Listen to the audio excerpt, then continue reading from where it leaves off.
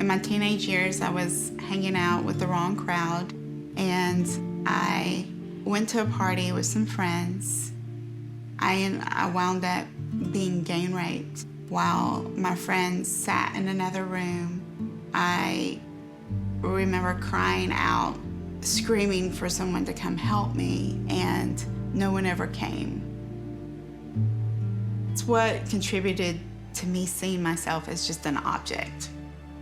When I first got married, it was really hard to be intimate because I feel like I bore the scars of what sex outside of marriage creates. And even though I was married and I knew that that's what God designed sex for, I struggled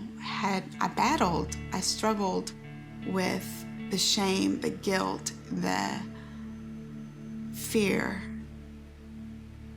I always felt inadequate as a wife, but really when it came to being intimate, I just didn't feel like I would ever measure up to what he would want from me, what he needed.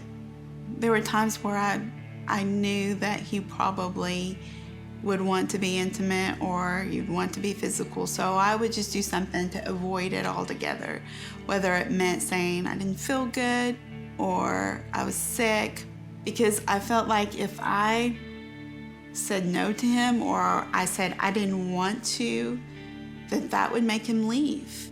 Like he would go get it from someone else. And my husband's a very loyal person. I don't think the idea of ever cheating on me was ever in his mind, but that fear was still there for me. I remember thinking, God, I don't want this for him.